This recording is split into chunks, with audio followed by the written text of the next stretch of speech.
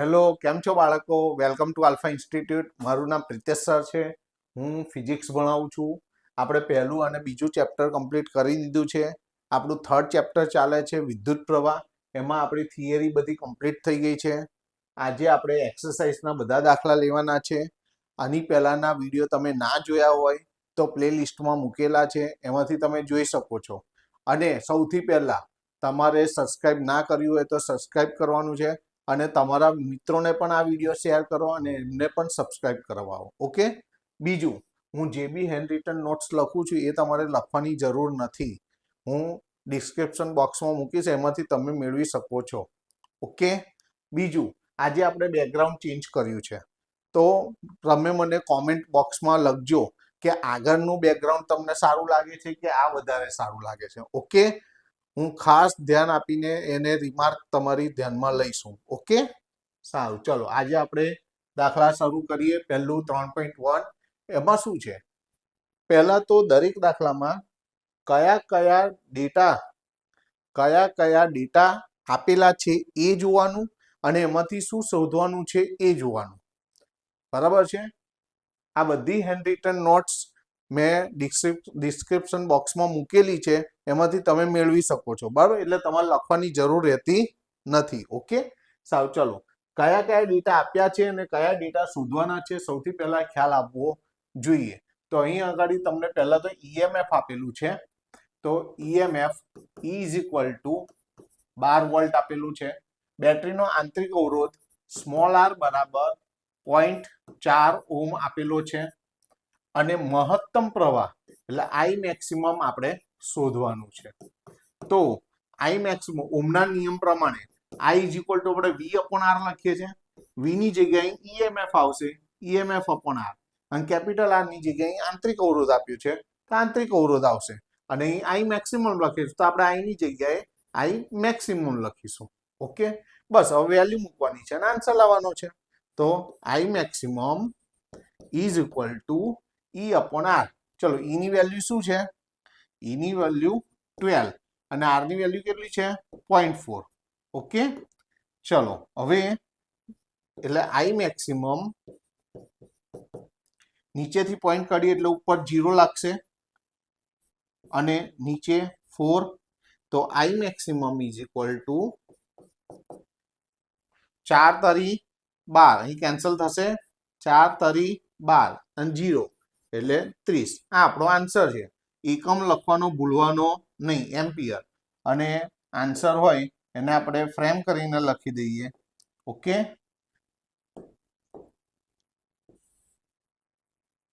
અને આપણે ફ્રેમ કરીને લખીએ તો કેટલો સહેલો દાખલો છે. 2 માર્કમાં પૂછાય તો આપણા 2 માર્ક જવા જોઈએ નહીં. ઓકે, ચલો એના પછીનો દાખલો જોઈએ. આપણને 10 વોલ્ટની બેટરી આપેલી છે. એટલે 10 વોલ્ટની બેટરી એટલે બેટરીનો જે વોલ્ટેજ હોય એને ઈએમએફ કહીશું. પરિપથનો જે વોલ્ટેજ હોય એને આપણે ટર્મિનલ વોલ્ટેજ કહીશું. તો અહીં આગળ તમને ઈએમએફ એટલે ઈ ઇઝ ઇક્વલ ટુ તમને 10 વોલ્ટ આપેલ છે. આંતરિક અવરોધ small r equal to 3 ohm આપેલું છે. આટલા આંતરિક અવરોધ ધરાવતી બેટરીને એક અવરોધક સાથે જોડવામાં આવે છે. જો પરિપથમાં વહેતો પ્રવાહ એટલે આઈ ઇઝ ઇક્વલ ટુ 0.5 એમ્પિયર આપેલું છે. તો કેટલો અવરોધ થાય? અવરોધકનો અવરોધ. જો બેટરીનો આંતરિક અવરોધને સ્મોલ આર કહેવાય. અવરોધક એટલે અહીં વાહકતાનો અવરોધ એટલે કેપિટલ આર. આપણે અહીં કેપિટલ આર શોધવાનું છે. અને બીજું શું શોધવાનું છે? જ્યારે પરિપથ બંધ હોય તે સ્થિતિમાં બેટરીનો ટર્મિનલ વોલ્ટેજ એટલે વી શોધવાનું છે. બરાબર. હવે પહેલા તો દાખલામાં કયા ડેટા આપ્યા છે અને કયા ડેટા શોધવાના છે એ આપણે નક્કી કરવાનું છે. હવે સૌથી પહેલા આપણે સ્મોલ આર શોધવો છે. તો સ્મોલ આર શોધવા માટે હમણાં જેવું સૂત્ર લીધું એવું જ છે. ઓહ્મના નિયમ મુજબ I is equal to E upon R plus r. આ સૂત્ર લેવાનું છે. હમણાં આગળના સમની અંદર ઈ અપોન સ્મોલ આર લીધેલું. આમાં બંને આર ની જરૂર છે. સ્મોલ આર એટલે બેટરીનો આંતરિક અવરોધ ને કેપિટલ આર એટલે વાહકતાનો અથવા અવરોધકનો અવરોધ. બરાબર છે. હવે આમાંથી આપણે કેપિટલ આર શોધવાનો છે. પહેલા અહીંથી આઈની કિંમત મૂકીએ. કેટલી છે? 0.5. ઈએમએફ કેટલો આલેલો છે? 10. આર શોધવાનો છે કેપિટલ આર. સ્મોલ આર ની વેલ્યુ 3 છે. હવે આપણે જે શોધવાનું છે એને છૂટો પાડવાનું, કરતા બનાવવાનો. તો અને આ બાજુ લઈએ 0.5 ને નીચે ભાગી કરીએ. તમારે તો અહીં નીચે કન્ટિન્યુ લખવાનું છે. હું અહીં પાર્ટીશન પાડીને લખું છું. તો તમારે આવી રીતે પાર્ટીશન પાડીને લખવાનું નથી. બરાબર? જો હવે R+3 ને હું આ બાજુ લઉં છું. તો R+3 ઇઝ ઇક્વલ ટુ 10 અને એના છેદમાં આ 0.5 નીચે ભગાઈ જશે. તો R+3 ઇક્વલ ટુ નીચેથી પોઈન્ટ કાઢીએ એટલે ઉપર 0 લાગશે, નીચે 5 રહ્યા. R+3 ઇક્વલ ટુ 100 ભાગ્યા 5 એટલે 20 થશે. હવે +3 ને પેલી બાજુ લઈ જાઓ તો 20 +3 પેલી બાજુ એટલે -3 એટલે R ઇઝ ઇક્વલ ટુ 20 માંથી 3 જાય એટલે 17 અને એકમ લખવાનું ભૂલવાનું નહીં. ઓમ. આપણો આ પહેલો આન્સર આવી ગયો. આન્સરને આપણે કેવી રીતે લખીશું? ફ્રેમ કરીને લખીશું. તો એને આપણે ફ્રેમ કરી દીધી. તમારે આની નીચે જ કન્ટિન્યુ લખવાનું છે. હવે V શોધવાનો છે. હું પાર્ટીશન પાડીને લખું છું. તમારે એવું કરવાનું નથી. ઓકે? બીજું પાર્ટીશન લીધું. ઓકે. હવે આપણે V શોધવાનો છે. તો V માટે V is equal two IR. આવી ફોર્મ્યુલા છે આપણી જોડે ઓમના નિયમ પરથી. હવે V તો શોધવાનો છે આપણે. I ની વેલ્યુ તો I આપણને રકમમાં કેટલો આપેલો છે? 0.5 એમ્પિયર. 0.5. R આપણે શોધ્યો કેટલો છે? 17. તો V is equal two point કાઢીએ તો નીચે મીંડું અને 17 તો એવા ને એવા. તો V ઇઝ ઇક્વલ ટુ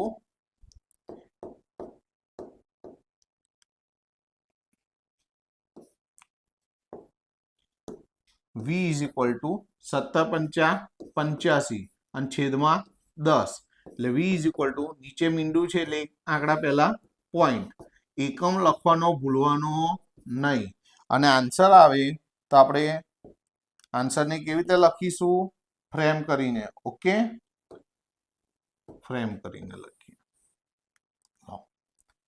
તો સરસ મજાનો દાખલો છે. 3 માર્કમાં પૂછાય તો માર્ક જવા જોઈએ નહીં. ઓકે? સારું, ચલો એના પછીનો દાખલો જોઈએ આપણે. અહીં એક ગરમ કરવા માટે વપરાતા ઘટક તાર જેને હીટિંગ એલિમેન્ટ નો ઓરડાના તાપમાને, આ ઓરડાનું જે તાપમાન હોય, પહેલું તાપમાન આપ્યું છે એટલે એને T1 કહો. કેટલું છે? 27 ડિગ્રી સેલ્સિયસ. અવરોધ આપેલો છે. પહેલો અવરોધ છે એટલે R1 કહો 100 ઓહ્મ.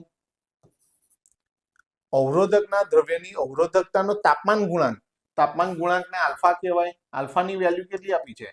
1.70 ગુણ્યા 10⁻⁴ ડિગ્રી સેલ્સિયસ ઇન્વર્સ. તારનો અવરોધ બીજી વારનો અવરોધ આપ્યો એટલે એને R2 કહેવાશે. પહેલી વારનો અવરોધ છે ને R1 કહ્યું. આ બીજી વારનો અવરોધ છે ને R2 કહીએ. કેટલું છે?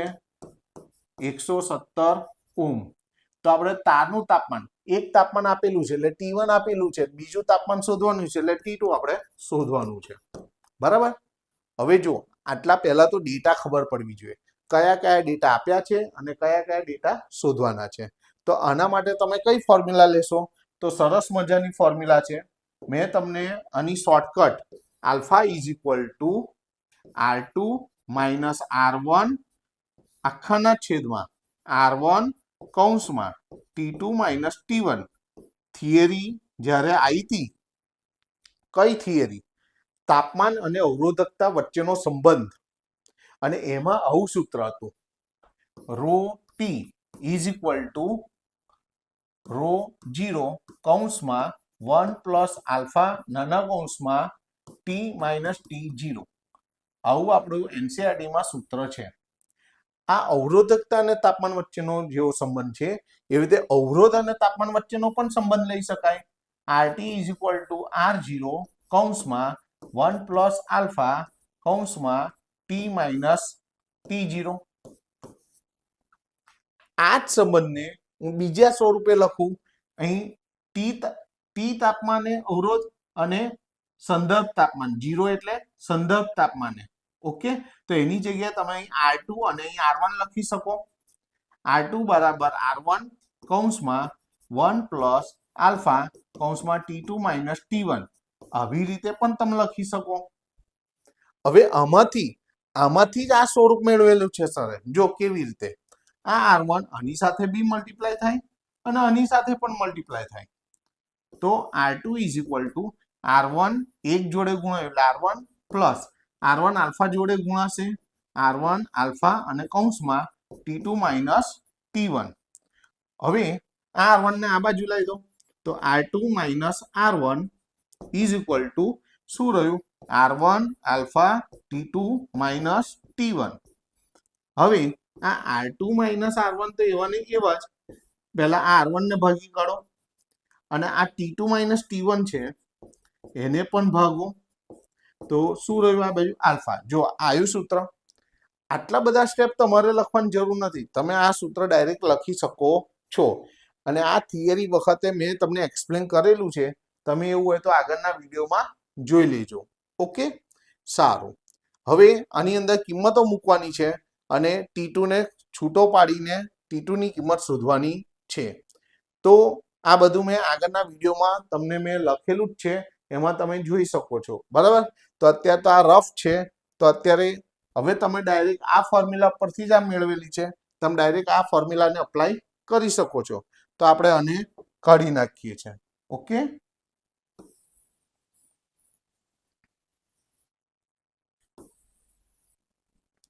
જો હવે આની અંદર વેલ્યુ મૂકીએ અને આન્સર લઈએ આપણે. તો આલ્ફાની વેલ્યુ મૂકી દઈએ આપણે. તો આલ્ફાની વેલ્યુ આપણને આપેલી છે. કેટલી આપેલી છે? અહીં 1.70 ગુણ્યા 10⁻⁴ ઇઝ ઇક્વલ ટુ R2 આપણે 117 છે માઇનસ R1 100 આપેલો છે છેદમાં R1 એટલે 100 આપેલો છે કૌંસમાં T2 આપણે શોધવાનો છે T1 આપણને આપેલો છે 27. આમાંથી આપણે T2 ને છૂટો પાડવાનો છે. તો સૌથી પહેલા 10⁻⁴ છે, નીચે લઈ જઈએ તો 10⁻+4. તમારે આની નીચે જ કન્ટિન્યુ લખવાનું છે. હું પાર્ટીશન પાડીને લખું છું, પણ તમારે પાર્ટીશન પાડીને લખવાનું નથી. ઓકે,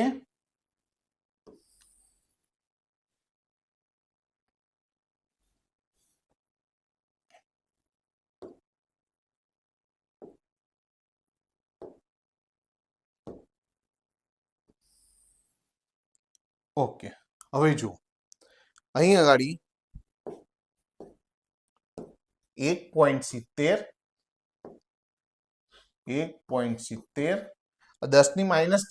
છે, છેદમાં લઈ જો એટલે 10⁻+4 +4 એટલે 1 પાછળ 4 મીંડા. ઓકે, અને જમણી બાજુ 117 માંથી 100 જાય એટલે 17 છેદમાં 100 તો છે જ, અને કૌંસમાં T2 માઇનસ 27. હવે જુઓ આ 100 ભગેલા છે, પેલી બાજુ ઉપર ગુણાઈ જાય તો ઉપર નીચે 2 મીંડા કેન્સલ કરો કે અહીંથી તમે આ 2 મીંડા અને આ 2 મીંડા કેન્સલ કરશો તો પણ ચાલશે, કારણ કે અહીં ભગેલા છે 100, અહીં ઉપર આવવાના જ છે ને ઉપર નીચે કેન્સલ થવાના જ છે. ઓકે, હવે આપણે કોને કરતા બનાવવાના છે? T2 માઇનસ 27 ને. તો T2 શોધવાનું. તો T2 ને આ પદને આ બાજુ લાવો. T2 માઇનસ 27 ને અહીં ભગેલા છે તો ગુણાઈ ગયા. આ બાજુ 17 100 ભગેલા છે ઉપર ગુણાઈ જશે, અને 1.70 ગુણેલા છે એ શું થશે? ભગાઈ જશે. તો શું થશે? અહીં આગળ T2 minus 27 is equal two ઉપર થયા 1700 અને નીચેથી પોઈન્ટ કાઢીએ તો ઉપર 2 મીંડા લાગશે અને છેદમાં પોઈન્ટ નીકળી ગયો એટલે 170 10 કેન્સલ થશે અહીંયા ગાડી 17 એકુ 17 અને આ 3 0 તો ખરા જ ઓકે તો હવે શું થયું તો આ T2 ઇઝ ઇક્વલ ટુ અહીં 1000 છે અને માઇનસ 27 પેલી બાજુ જાય એટલે પ્લસ 27 એટલે T2 is equal two 1027 degree Celsius આ તમારે એકમ લખવાનું ભૂલવાનું નહીં જો T1 તાપમાન આપણને ડિગ્રી સેલ્સિયસમાં તમને કેલ્વિનમાં આપ્યું હોય તો આન્સર પણ તમારે કેલ્વિનમાં લખવાનો અને આન્સર આપણે શામાં લખીશું ફ્રેમ કરીને લખીશું લો આ ફ્રેમ કરીને લખ્યો ઓકે હવે આના પછીનો દાખલો જોઈએ આપણે આમાં તમને 15 મીટર લંબાઈ આપી છે L બરાબર 15 મીટર અને 6 ગુણ્યા 10 ની 7 ઘાત મીટર સ્ક્વેર જેટલું નિયમિત ક્ષેત્રફળ આપ્યું છે તો ક્ષેત્રફળ A બરાબર 6.0 એટલે 6 ગુણ્યા 10 ની 7 ઘાત મીટર સ્ક્વેર ક્ષેત્રફળ ધરાવતા તારમાંથી અવગણી શકાય એટલો ઓછો પ્રવાહ પસાર કરવામાં આવે છે ત્યારે તેનો અવરોધ તો તમને અવરોધ આપેલો છે R is equal two 5 ohm તો આ પ્રયોગ કરવાના તાપમાને તારના દ્રવ્યની અવરોધકતા એટલે આપણે રો શોધવાનો છે તો રો કેવી રીતે શોધીશું આપણે આપણી જોડે તો R નું સૂત્ર છે R is equal to rho L upon E તો આમાંથી રો ને કરતા બનાવી દો તો A ગુણી જશે A R જોડે ગુણી જાય અને L ભગાઈ જાય કિંમત મૂકો ને આન્સર લાવો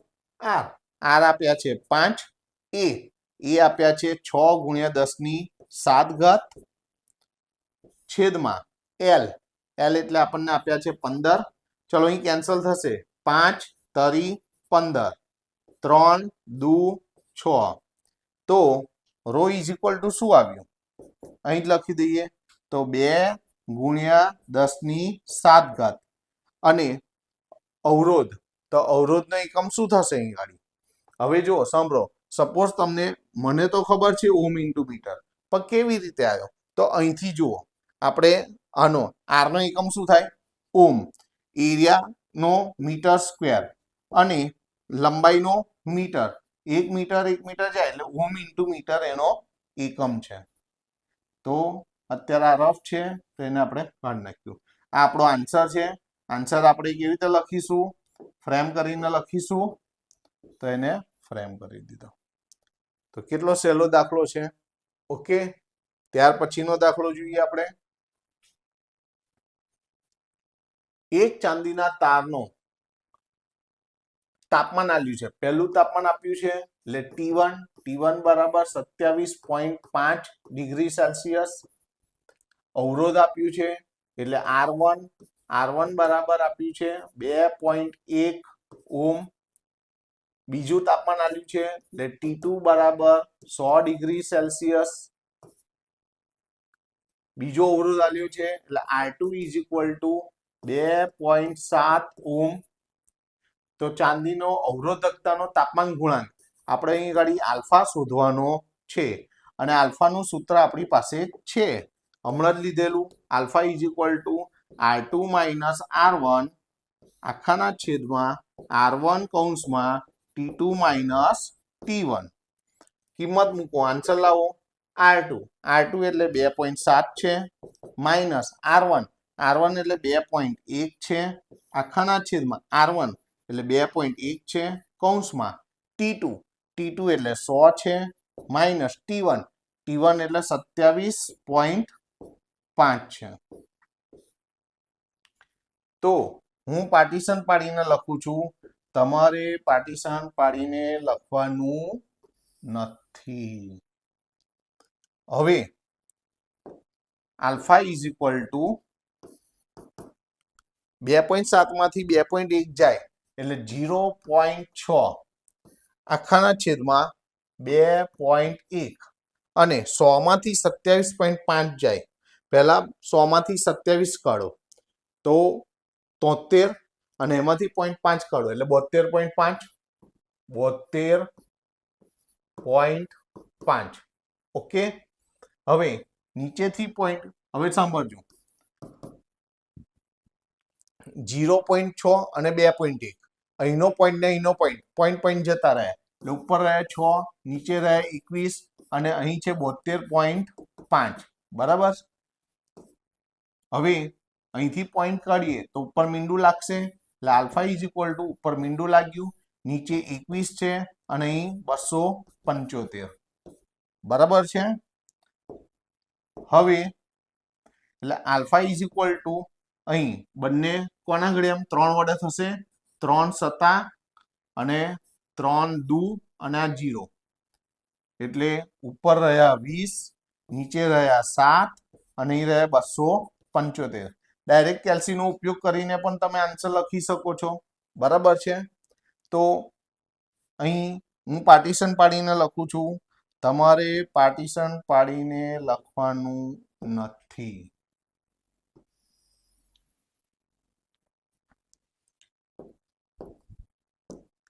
તો આલ્ફા ઇઝ ઇક્વલ ટુ ઉપર તો 20 નીચે આ બેનો કેલ્સીનો ડાયરેક્ટ ઉપયોગ કરો તો આપણે તો કેલ્સી વપરાય છે બોર્ડમાં તો શું છે 7 ગુણ્યા 275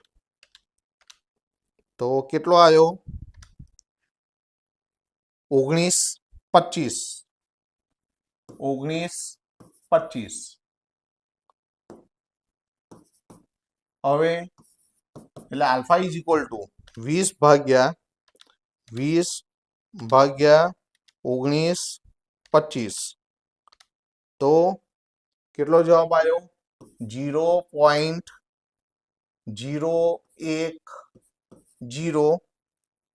3896 બરાબર છે પાછળના હજી આંકડા છે આટલા આંકડા ઇનફ છે હવે આપણે તો આલ્ફાને દશાંશ પદ્ધતિના પ્રમાણિત સ્વરૂપે લખીએ તો 2 પોઈન્ટ આમ ખસીએ આપણે બરાબર છે તો 2 પોઈન્ટ ખસીએ તો 1.03896 2 પોઈન્ટ ખસ્યા જમણી બાજુ તો ગુણ્યા 10 -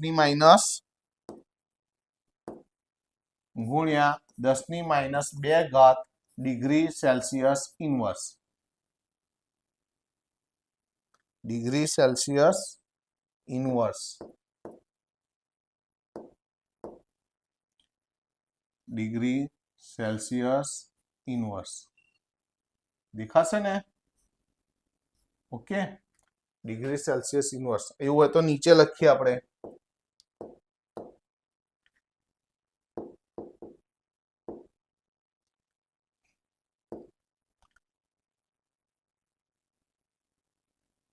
ડિગ્રી સેલ્સિયસ ઇનવર્સ બરાબર છે અને આપણો જવાબ છે તો જવાબને આપણે ફ્રેમ કરીને લખીએ તો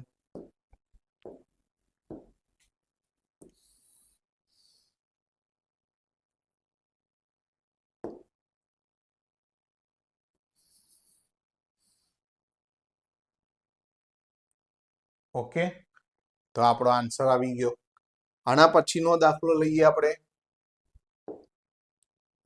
જુઓ હવે તમને કયા કયા ડેટા આપ્યા છે નિક્રોમના બનેલા એક ગરમ કરવાના તાર એટલે હીટિંગ એલિમેન્ટને 230 વોલ્ટના ઉદ્ગમ સાથે એટલે V તરીકે તમને કેટલો આપ્યો છે 230 વોલ્ટ આપ્યો છે એની સાથે જોડતા પ્રારંભમાં એટલે શરૂઆતનો પ્રવાહ I1 કેટલો આપ્યો છે 3.2 એમ્પિયર આપ્યો છે જે અમુક સેકન્ડ પછી હવે I2 બીજો પ્રવાહ આપ્યો છે તમને 2.8 એમ્પિયર આપ્યો છે તો આ ઓરડાનું તાપમાન એટલે પહેલું તાપમાન T1 આપ્યું છે તો T1 એટલે 27 ડિગ્રી સેલ્સિયસ આપેલું છે તો એને ગરમ કરતા તારનું સ્થાયી તાપમાન બીજી વારનું તાપમાન એક તો આલેલું છે એટલે આપણે T2 શોધવાનો છે બરાબર છે હવે તમારે શું કરવાનું ધ્યાનથી સાંભળજો પહેલા તો આપણે પાર્ટીશન લઈ લઈએ અહીં આગળ સૌથી પહેલા તમને જ્યારે બે પ્રવાહો આપ્યા હોય તો બે અવરોધ શોધી કાઢવાના. શું કરવાનું છે? અહીં R1 is equal two V/I1 ઓહમના નિયમ મુજબ. તો V કેટલો આલ્યો છે? 230. I1 કેટલો છે? 3.2. તો કેલ્સીનો ઉપયોગ કરો તો શું થશે? 230 ભાગ્યા 3.2 3.2 તો કેટલું આવે છે? 71.875. બરાબર છે. હવે આ ઓમ R1 મળ્યો. હવે આપણે R2 શોધીએ. તો આ જ પ્રમાણે V/I2. તો V કેટલો આલ્યો છે? 230 આપેલો છે. I2 તો I2 ની કિંમત અહીંથી 2.8 તો 230 ભાગ્યા 2.8 તો 82.142857 ચાલશે. પોઈન્ટ પછી 4-5 આંકડા ઇનફ છે. બરાબર. હવે તમારે શોધવાનું શું છે? T2 શોધવાનું છે. બરાબર છે. તો T2 શોધવા માટે તમારે આપણે આલ્ફાનું સૂત્ર લઈશું, પણ આલ્ફા આપણને આપેલો નથી. મને લાગે છે અહીં રકમ અધૂરી છે, કારણ કે ક્વેશ્ચન માર્ક કરીને સંકળાયેલ પછી લખેલું નથી. એટલે આલ્ફા તમને અહીં અગાડી આપેલો છે પણ રકમમાં કપાઈ ગયું હોય એવું લાગે છે. તો આલ્ફાનું મૂલ્ય આપણે અહીં આપેલું જ હોય તો આલ્ફાનું મૂલ્ય જોવું પડશે. એક્સરસાઇઝનો 3.6 નંબરનો સમ છે. 3.6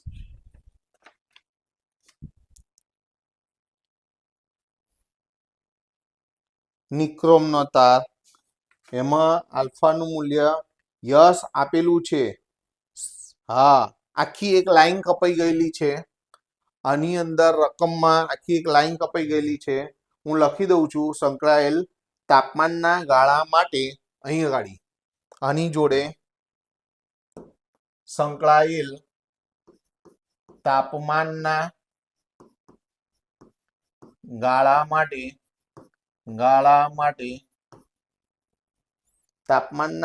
માટે તાપમાન ગુણાંકનું મૂલ્ય તાપમાન અથવા સીધું આલ્ફા લખી દો. તાપમાન ગુણાંક એટલે બરાબર. માટે આલ્ફા બરાબર કેટલું આપેલું છે? 1.70 ગુણ્યા 10⁻⁴ ડિગ્રી સેલ્સિયસ ઇન્વર્સ છે. આવું આપેલું છે. આ રકમ છે. જો અહીં સંકળાયેલ પછી આ રકમ રહી ગયેલી છે. બરાબર. સારું. તો અહીં આલ્ફા આપેલો છે તમને already. Alpha is equal two શું આપેલું છે? 1.70 ગુણ્યા 10⁻⁴ ડિગ્રી સેલ્સિયસ ઇન્વર્સ. ઓકે. હવે આલ્ફાનું સૂત્ર આપણે આગળ બી લીધેલું છે. એ જ પ્રમાણે alpha is equal two R2 - R1 આખાના છેદમાં R1 કૌંસમાં T2 - T1. આલ્ફા આપેલો છે. આપણે શોધવાનું શું છે? T2 ગરમ કરતા તારનું સ્થાયી તાપમાન. બીજી વારનું તાપમાન, એક વારનું તાપમાન આપેલું છે. T2 શોધવાનું છે. તો alpha is equal two R2 કેટલો આવ્યો? 82.142857 માઇનસ R1 કેટલું છે? 71.875 આખાના છેદમાં R1 R1 એટલે 71.875 કૌંસમાં T2 માઇનસ T1 આપણને કેટલું આપેલું છે 27 બરાબર હવે એટલે આલ્ફા ઇઝ ઇક્વલ ટુ ચલો કેલ્સીનો ઉપયોગ કરીશું આપણે તો શું બાદ કરવાનું છે આલ્ફાની પણ વેલ્યુ મૂકી દેવાય પણ પછી મૂકીએ પહેલા બાદબાકી કરો જો તો 82.142857 માઇનસ 71.875 તો કેટલું આવ્યું 10.26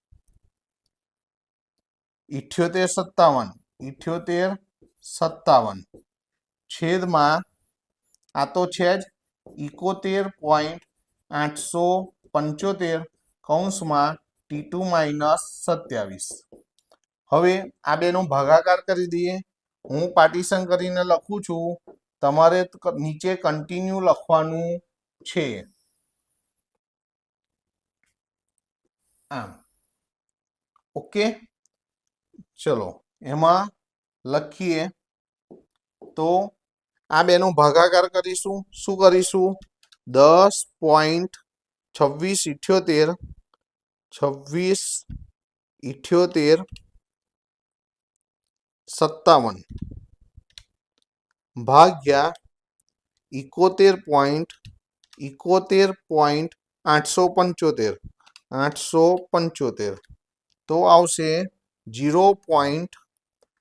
આલ્ફા ઇઝ ઇક્વલ ટુ 0.142857 ચાર આંકડા ઇનફ છે નજીકનો જવાબ લેશો તો પણ ચાલશે અને છેદમાં T2 માઇનસ 27 અને આમ લઈ જાઓ T2 માઇનસ 27 આ બાજુ ગુણાઈ ગયા અને 0.142857 હવે આલ્ફા ગુણેલા છે ભગાઈ જશે અને આલ્ફાની વેલ્યુ મૂકી દઈએ 1.70 ગુણ્યા 10⁻⁴ તો હવે સાંભળજો T2 માઇનસ 27 હવે અહીં પોઈન્ટ કાઢી નાખીએ તો અહીં પોઈન્ટ ખસું 1 2 3 4 5 6 14 28 57 અને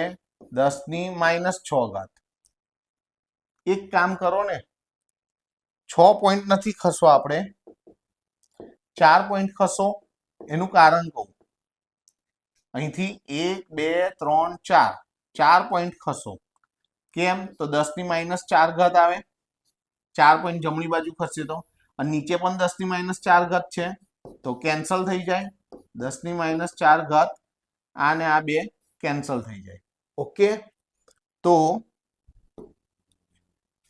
T2 minus 27 is equal two આ બેનો ભાગાકાર કરીએ આપણે તો કેટલો છે 1428.57 ભાગ્યા 1.70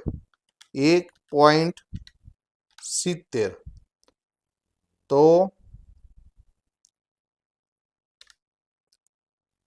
840.3352 બરાબર હવે 27 ને પેલી બાજુ લઈ જાઓ તો T2 is equal two 840.3352 minus 27 તો T2 ઇઝ ઇક્વલ ટુ આમાંથી માઇનસ કરો તો 840 માઇનસ 27 તો 813 પોઈન્ટ આ તો એને જ જશે 33,529 ડિગ્રી સેલ્સિયસ ઇનવર્સ આપણે બધા આંકડાને ધ્યાનમાં નથી લીધા એટલે જવાબમાં થોડોક નજીકનો જવાબ હશે તો પણ ચાલશે અને આપણો આન્સર છે એટલે આપણે એને ફ્રેમ કરીને લખીશું. આ આપણો આન્સર છે. તો ક્લિયર થઈ ગયું. ત્યાર પછી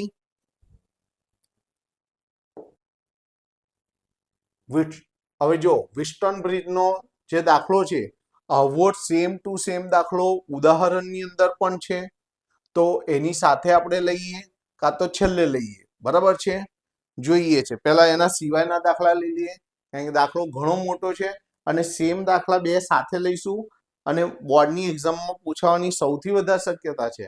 તો બેની પ્રેક્ટિસ એક સાથે કરીશું તો તમારા માઇન્ડમાં વધારે ખ્યાલ ધ્યાનમાં આવશે. ઓકે, તો પહેલા આપણે 3.8 અને 3.9 લઈ લઈએ આપણે. તો અહીં આગળ 3.8 એમાં શું ડેટા આપ્યા છે એ જોઈએ. તો ઈએમએફ આપેલો છે. આ દાખલો પણ તૈયાર રાખજો. તમને ઈએમએફ કેટલો આપેલો છે? 8 વોલ્ટ આપેલો છે. આંતરિક અવરોધ કેટલો આપેલો છે? 0.5 ઓહ્મ આપેલો છે. એનો સપ્લાયનો વોલ્ટેજ એને વી કહીશું. વી બરાબર કેટલો આલેલો છે? 120 વોલ્ટ આપેલો છે. અને આ કેપિટલ અવરોધ, આ જે અવરોધ છે એ કેપિટલ આર કહેવાશે. કેટલો આપેલો છે? 15.5 ઓહ્મ. ફરી વાંચીએ, 8 વોલ્ટના ઈએમએફની અને 0.5 ઓહ્મના આંતરિક અવરોધ ધરાવતી સંગ્રાહક એટલે કે સ્ટોરેજ બેટરીને 120 વોલ્ટ વાળા ડીસી સપ્લાય સાથે 15.5 ઓહ્મના વિદ્યુત ભારિત કરવામાં આવે છે, એટલે ચાર્જિંગ કરવામાં આવે છે. વિદ્યુત ભારણની પ્રક્રિયા દરમિયાન બેટરીનો ટર્મિનલ વોલ્ટેજ આપણે શોધવાનો છે. શું શોધવાનો છે? તો ટર્મિનલ વોલ્ટેજ શોધવાનો છે. અને વિદ્યુત ભારણ માટેના પરિપથમાં શ્રેણી અવરોધ રાખવાનો હેતુ શું છે? એ થિયરિકલ છે, પછી લખીએ છે. પહેલા ટર્મિનલ વોલ્ટેજ. તો ટર્મિનલ વોલ્ટેજ શોધવો છે તો એનું સૂત્ર અહીં થશે terminal voltage is equal two V minus IR. આ સૂત્ર લેવાનું છે. એમાં V આપણને કેટલો આલ્યો છે? પહેલા V માઇનસ I ની કિંમત મૂકીશું. I એટલે delta V upon small r plus capital R મૂકીશું. આ સૂત્ર યાદ રાખજો. અહીં I નું કેમ ડેલ્ટા V લીધો છે? EMF પણ આપ્યો છે અને વોલ્ટ સપ્લાયનો વોલ્ટેજ બી આપેલો છે, તો બંનેનો તફાવત અહીં લેવો પડશે. ઓહ્મના નિયમ મુજબ I V upon R મુજબ જ છે અને આ છેલ્લો R તો એવો ને એવો. હવે વેલ્યુ મૂકીને આન્સર લાવવાનો છે. તો V આપણને કેટલો આલેલો છે? V એટલે 120 છે માઈનસ ડેલ્ટા V એટલે આ બેની બાદબાકી છે. 120 માઈનસ 8 છેદમાં R પ્લસ R એટલે 0.5 પ્લસ સ્મોલ r 15.5. બરાબર. અને કેપિટલ R એટલે અહીં 15.5. તો આ તો એનું એક ટર્મિનલ વોલ્ટેજ. હું અહીં પાર્ટીશન પાડીને લખું છું, તમારે કન્ટિન્યુ એની નીચે લખવાનું છે. તો terminal voltage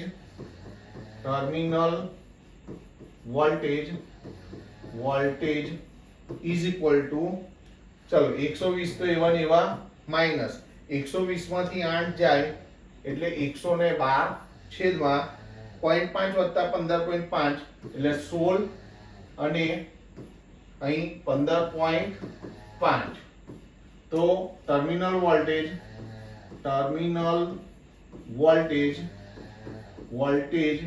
is equal two 120 16 85 16 96 16 15.5 ગુણ્યા 7 કરો તો 108.5 આવશે.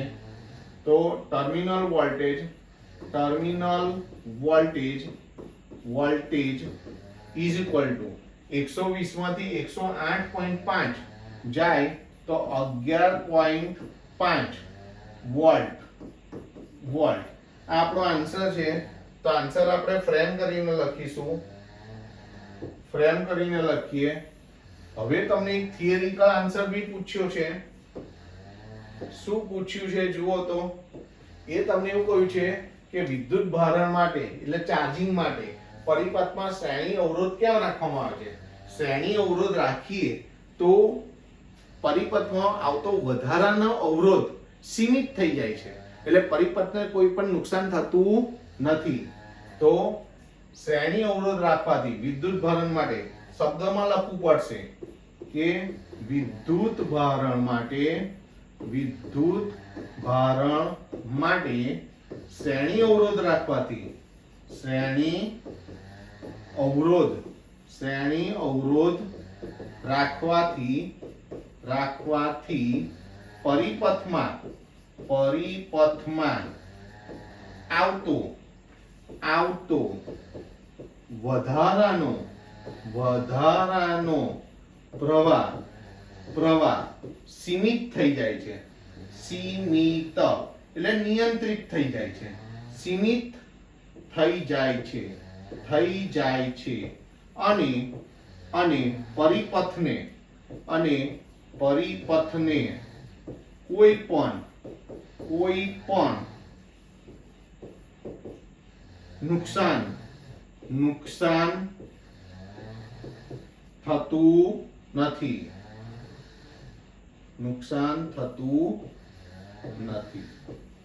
ઓકે બાળકો, તો આવી રીતે તમારે લખવાનું છે. ત્યાર પછીનો દાખલો જોઈએ. તો કોપર સુવાહકમાં મુક્ત ઇલેક્ટ્રોનની અંદાજિત સંખ્યા ઘનતા, તમને અંદાજિત સંખ્યા ઘનતા આપેલી છે. એટલે સ્મોલ n બરાબર 8.5 ગુણ્યા 1028 ઘાત મીટર રેઝ ટુ -3. આવા ઇલેક્ટ્રોનને 3 મીટર લાંબા તાર લંબાઈ આપી છે 3 મીટર અને એના એક છેડાથી બીજા છેડા સુધી ડ્રિફ્ટ થતા કેટલો સમય લાગશે. તમને સમય પૂછ્યો છે અને આડછેદનું ક્ષેત્રફળ a બરાબર 2.0 એટલે 2 ગુણ્યા 10⁻6 ઘાત મીટર સ્ક્વેર અને પ્રવાહ I બરાબર 3 એમ્પિયર આપેલો છે. તો તમારે અહીં શું શોધવાનું છે? સમય. તો સમય માટેનું સૂત્ર છે A ln/I. આ સૂત્ર છે, ની અંદર કિંમત મૂકવાની છે અને આન્સર લાવવાનો છે. તો ચલો a ની કિંમત કેટલી છે? 2 ગુણ્યા 10⁻6 ઘાત l કેટલો છે? 3. e નું મૂલ્ય તો આપણને ખબર જ છે 1.6 ગુણ્યા 10⁻19 ઘાત n આપણને કેટલો આપેલો છે? 8.5 ગુણ્યા 10⁻28 ઘાત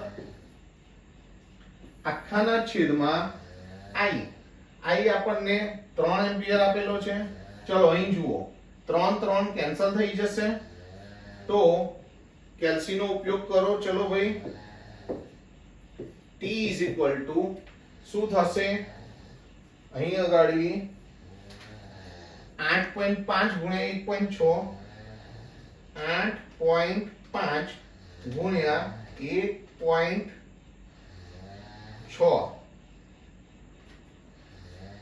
એના ગુણ્યા શું લેવાનું છે? 2. એટલે ગુણ્યા 2 તો કેટલા આવશે? 27.2 અને 28 ઘાતમાંથી પહેલા 19 ઘાત કરો. એક કામ કરો, 28 માંથી પહેલા 6 કાઢો.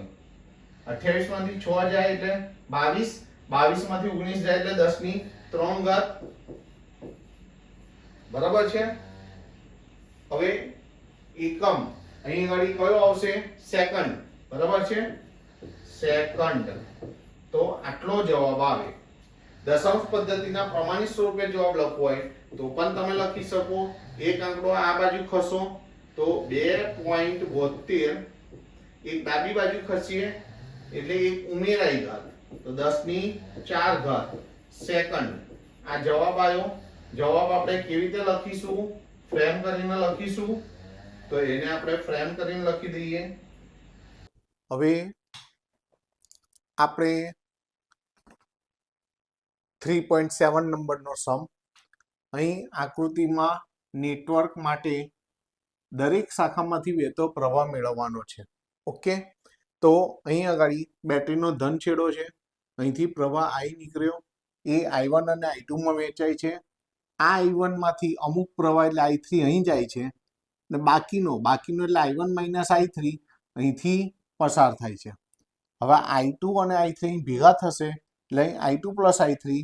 હવે I2 પ્લસ I3 અને આ I1 માઇનસ I3 ભેગા થશે તો પ્લસ I3 માઇનસ I3 જતા રહેશે. I1 પ્લસ I2 અહીંથી આવશે. I1 પ્લસ I2 એટલે શામાંથી I1 I2 બન્યા હતા? I માંથી. તો I1 I2 ભેગા થાય તો શું થાય? I પાછો આવે છે. હવે તમારે અહીં આગળ સાંભળજો, બંધ પરિપથ ABDA. તો બંધ પરિપથ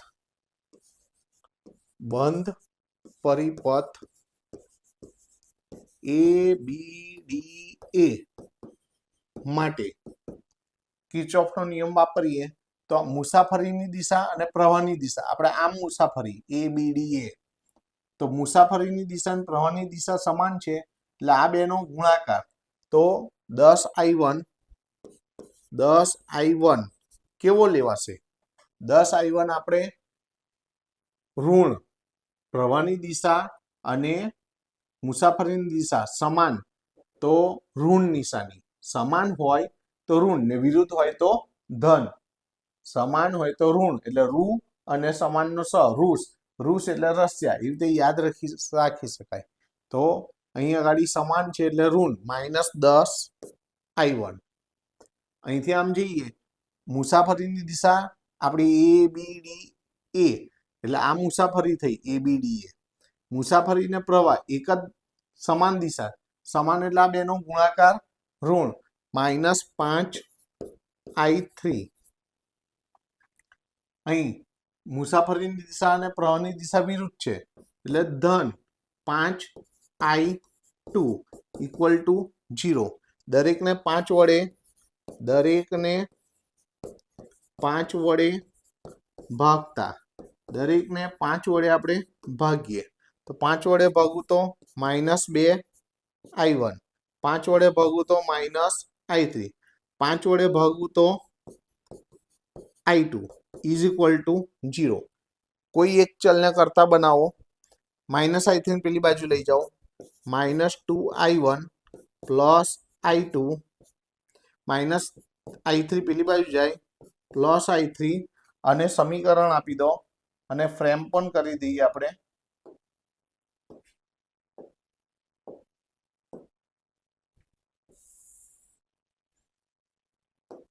અને આપણે ફ્રેમ કરી દઈએ અને સમીકરણ નંબર 1 આપી દઈએ. સમીકરણ નંબર 1. હવે હું પાર્ટીશન પાડું છું, તમારે પાર્ટીશન પાડીને લખવાનું નથી, બરાબર? હવે બીજો બંધ પરિપથ લઈએ આપણે. તો બંધ પરિપથ કયો? BCDB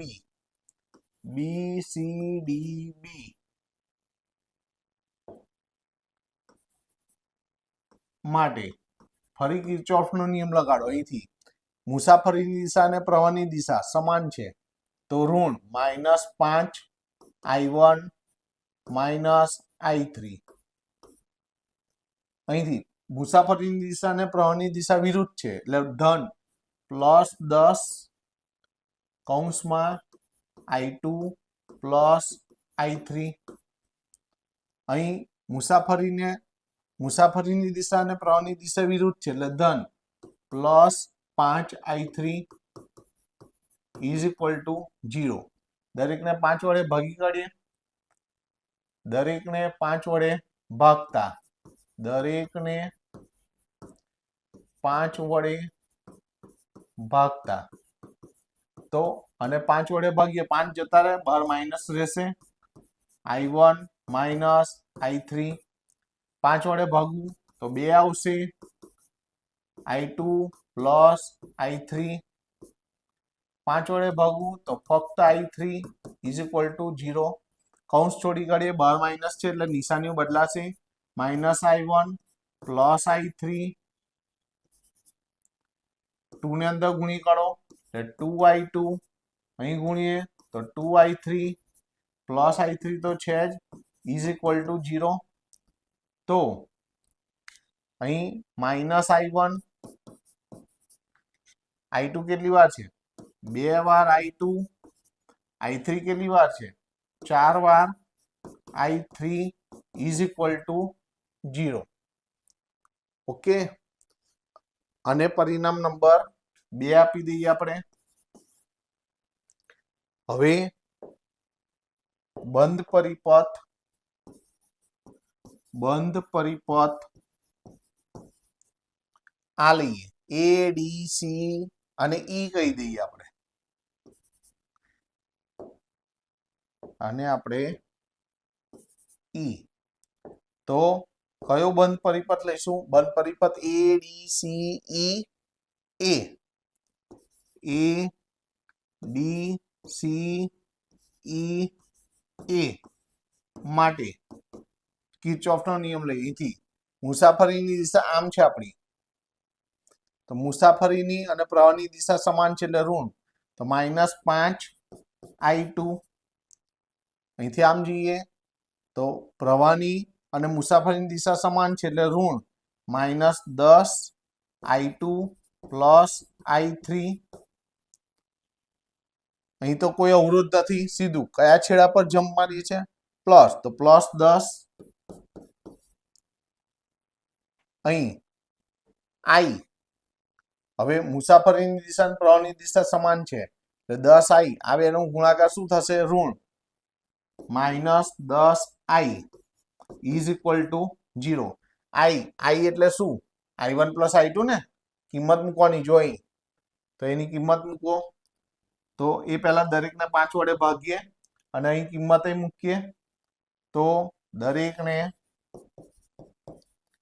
5 વડે ભાગતા તથા I બરાબર I1 પ્લસ I2 મૂકીએ તો 5 વડે ભાગવું એટલે -I2, 5 વડે ભાગવું એટલે -2I2 પ્લસ I3, 5 વડે ભાગવું એટલે 2, 5 વડે ભાગવું તો -2, I ની જગ્યાએ I1 પ્લસ I2. કૌંસ છોડી કાઢો એટલે -I2, અંદર ગુણાય તો -2I2, અંદર ગુણાય તો -2I3 પ્લસ 2 એવા ને એવા, અંદર ગુણાય તો -2I1, અંદર ગુણાય તો -2I2 ઇઝ ઇક્વલ ટુ 0. ક્રમમાં લખીએ તો પહેલા -2I1 એક જ છે, I2 વાળા -2, -1, -3 ને -2, -5I2, I3 કેટલી વાર છે? -2I3 પ્લસ 2 પેલી બાજુ જશે, -2 જોઈ લઈએ, -2I1, -2 વાર I2, -I2 અને -2 વાર I2 એટલે -5I2, -2I3 આ પેલી બાજુ ગયા. બરાબર છે. અને પરિણામ નંબર 3 આપી દઈએ આપણે. હવે તમારે શું કરવાનું? આ I3 ની કિંમત આ બંનેમાં મૂકશો એટલે I1 I2 સમીકરણમાં I2 ને I2 બે ચલમાં સમીકરણો મળશે આપણને, અને એ બે સમીકરણોને લૂપની રીતે ઉકેલીશું એટલે I1 I2 મળશે. I1 I2 ની કિંમત આમાં મૂકીશું એટલે I3 મળશે. તો ચલો મૂકીએ. સમીકરણ 1 ને પહેલા સમીકરણ 2 માં મૂકીએ, પછી સમીકરણ 3 માં મૂકીએ. તો સમીકરણ 1 ને 2 માં અને 3 માં મૂકતા સમીકરણ 1 ને સમી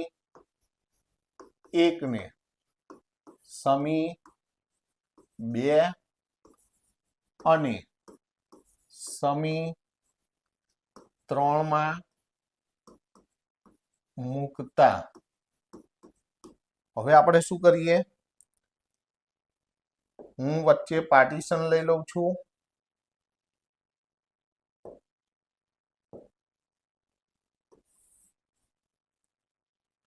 હવે સાંભળો, આપણે મૂકવાની છે સમીકરણ 1 ની કિંમત સામા મૂકવાની છે સમીકરણ 2 અને 3 માં.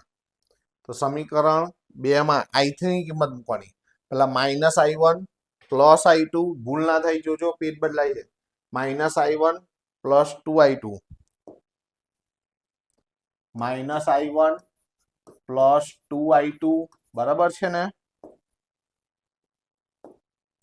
-i1 + 2i2 + 4i3 + 4i3 ની કિંમત મૂકવાની = 0. i3 ની કિંમત શું છે? -2i1 + i2, -2i1 + i2, i2 લખ્યા છે. હવે કૌંસ છોડી કાઢો. -i1 + 2i2, 4 ને 10 ગુણો -8i1 + 4i2 = 0. -8 અને -1, -9i1, 2 ને 4, 6i2 = 0. 3 વડે ભાગતા, બંને ભગાય છે ને, નાનું થઈ જાય. 3 વડે ભાગતા, 3 વડે ભાગો તો 3 તરી, 3 વડે ભાગીશું તો 2i2 = 0. અને સમીકરણ નંબર 1, 2, 3 છે ને, તો સમીકરણ નંબર 4 આપીએ. ચલો હવે અહીં સમીકરણ 1 ની કિંમત સમીકરણ 3 માં મૂકીએ. તો સમીકરણ 3 અહીં -2i1 - 5i2, -2i1 - 5i2, પછી -2i3, -2i3 ની કિંમત = -2. i3 ની કિંમત શું હતી? i3 -2i1 + i2, -2i1 + i2. તો કૌંસ છોડો.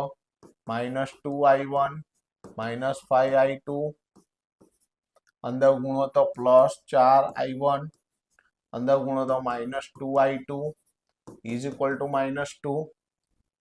ક્રમમાં લખો તો 4 માંથી 2 વખત જાય એટલે 2 વખત i1, i2, -5 ને -2, -7 વખત i2 = -2.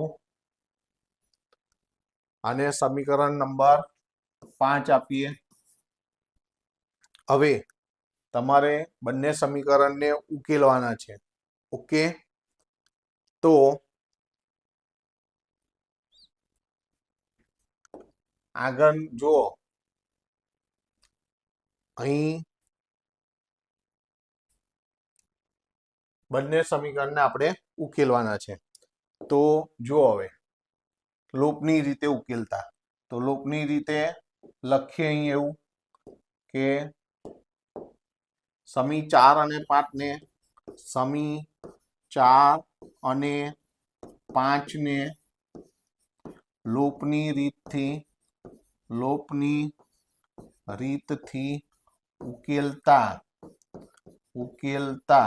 ઉકેલીએ આપણે. તો અહીં i નો સહગુણક છે અને અહીં ગુણી કાઢો, અને અહીં જે i નો સહગુણક છે એના વડે અહીં ગુણી કાઢો. તો આ 2 છે, અહીં 2 વડે ગુણી કાઢો. -6i1, 2 વડે ગુણો તો 4i2, 2 વડે ગુણીએ એટલે 0 જ. અહીં -3 છે, -3 વડે ગુણી કાઢો એટલે -6i1, -3 વડે ગુણશો એટલે +21i2, -3 વડે ગુણશો એટલે +6. બંનેની બાદબાકી કરીએ તો ચિહ્નો બદલાઈ જશે. હવે આ તો +6i1 -6i1 કેન્સલ થઈ જશે. અહીં 4i2 -21i2, તો 4 માંથી 21 જાય એટલે -17i2. અહીં 0 - છે એટલે -6. બંને બાજુથી માઇનસ કેન્સલ થશે, 17 ભગાઈ જશે, એટલે I2 બરાબર 6/17 એમ્પિયર. આવું રાખશો તો પણ ચાલશે, અથવા પોઈન્ટમાં લખો ઇઝ ઇક્વલ ટુ 6/17 કરો, પોઈન્ટમાં લખશો તો પણ ચાલશે. તો 6/17 0.35 એમ્પિયર, અને ફ્રેમ કરી દો.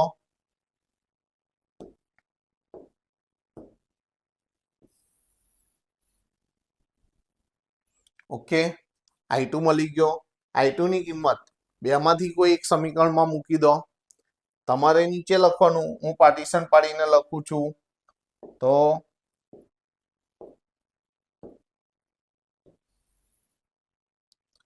ચલો હવે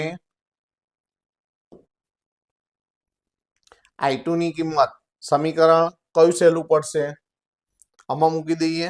સમીકરણ 4 માં મૂકતા I2 ની કિંમત સમી 4 માં મૂકતા સમીકરણ 4 માં મૂકીએ તો -3I1 + 2I2. I2 એટલે 6/17 અથવા તો સીધું 0.35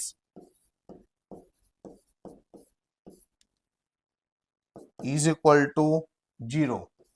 તમે અપૂર્ણાંકમાં લખશો તો પણ ચાલશે, પાછળ અપૂર્ણાંકમાં હોય તો એ જવાબ ચાલે, ને પોઈન્ટમાં લખશો તો એ ચાલશે. તો અને પેલી બાજુ લઈ જાઓ, આ બેનો ગુણાકાર તો 0.70, અને પેલી બાજુ લઈ જાઓ તો 3I1, 3 ભગાઈ જાય, 0.70/3 બરાબર I1, તો 0.70/3, તો 0.70/3 તો 0.23, એટલે I1 બરાબર 0.23. આ પણ અને પણ આપણે ફ્રેમ કરી દઈએ. તો જુઓ, આપણને I1 I2 મળી ગયા. I1 I2 ની કિંમત સમીકરણ 1 માં મૂકી દો.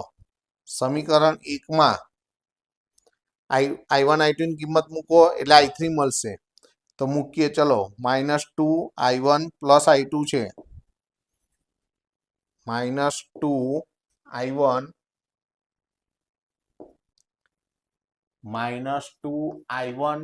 + I2 is equal two I3 છે. I3 તો -2I1, તો I1 શું છે? I1 એટલે 0.23 અને 0.35 I2 એટલે તો 0.23.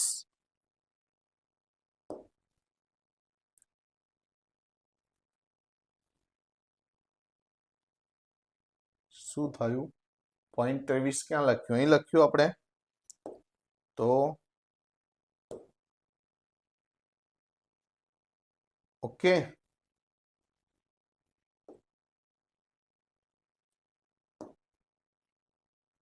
.23, 0.35 બરાબર છે.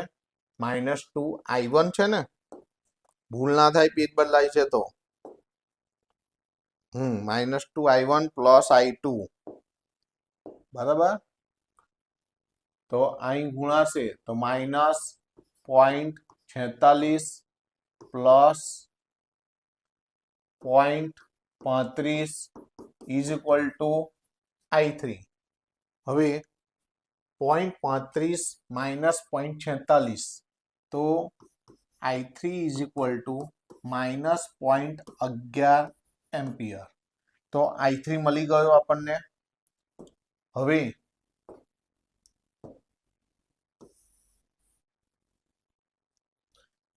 ચલો, આટલું થઈ ગયું.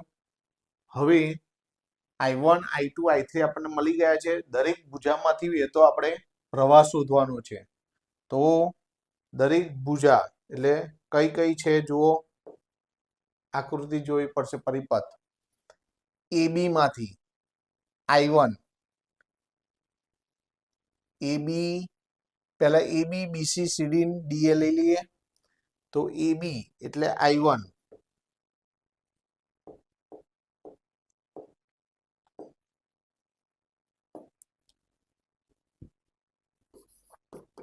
AB ભુજાનો પ્રવાહ, તો I3 એટલે -0. પાછળ અપૂર્ણાંકમાં જવાબ આલ્યો હોય તો પણ ચાલે. -0.11. તમને પાછળ જવાબ -2.17 એવો પણ જવાબ હોઈ શકે. તમે 2/17 કરશો એટલે 0.11 જ આવશે. બરાબર. અપૂર્ણાંકમાં બી ચાલે અને દશાંશ પદ્ધતિ પ્રમાણે પણ ચાલશે. તો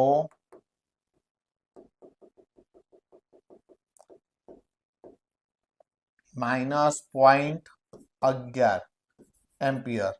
પછી BC ભુજાનો પ્રવાહ, તો AB BC કયો હતો જો દર વખત જોવું પડશે. BC તો I1 I3, તો BC એટલે I1 I3. તો I1 કેટલો હતો 0.23.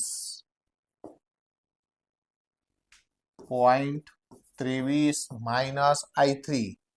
આ વચ્ચેના માઇનસ ના માઇનસ એટલે +0.11 એટલે 0.34 એમ્પિયર. અપૂર્ણાંકમાં લખશો તો પણ ચાલશે. હવે CD બાજુ, CD ભુજાનો પ્રવાહ, ચલો CD ભુજાનો પ્રવાહ, CD તો CD એટલે I2 + I3. I2 + I3. તો I2 કેટલો હતો I2 0.35. 0.35 અને I3 એટલે -0.11 તો 0.24 એમ્પિયર. અપૂર્ણાંકમાં જવાબ લખશો તો પણ ચાલશે. ને દશાંશ પદ્ધતિ તમારે એવું કઈ જવાબ યાદ રાખવાની જરૂર નથી, બંને પણ ચાલશે. AB BC CD. હવે DA ભુજાનો પ્રવાહ, તો DA ભુજાનો પ્રવાહ શું હતો DA એટલે I2. તો I2 કેટલો છે I2 એટલે 0.35. I2 બરાબર 0.35 એમ્પિયર. ચારે ભુજા થઈ ગઈ. હવે વચ્ચેની ભુજા રહી BD. તો BD ભુજાનો પ્રવાહ તો કેટલો I3. તો BD ભુજાનો પ્રવાહ તો I3 ને I3 કેટલો મળ્યો -0.11 એમ્પિયર. અથવા અપૂર્ણાંકમાં તમને -2/17. બંનેનો મતલબ તો એક જ છે. બરાબર છે. તમે આ રીતે લખો ને, ચોપડીમાં બુકમાં આવી રીતનું આલેલું છે એ પણ ચાલશે. બરાબર. સારું. તો બધી ભુજાનો પ્રવાહ આવી ગયો. બરાબર છે. પરિપથના દરેક ભુજાનો. હવે તમારે કુલ પ્રવાહ આ ભુજા બધી શું કહ્યું છે દરેક શાખામાંથી વહેતો પ્રવાહ. તો શાખાઓ આટલી છે. આ શોધવાની કઈ જરૂર નથી. I એટલે તો I1 પ્લસ I2 થાય.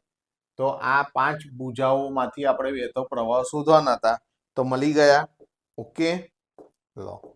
તો દાખલો ખૂબ જ શાંતિથી કરવાનો, સહેજ પણ ભૂલ ના પડે એની કેર રાખવાની છે. ઓકે, તો આ દાખલો એક્ઝામમાં મારા તરફથી તૈયાર રાખવાનો. ઓકે, ચલો ટાટા બાય, સી યુ.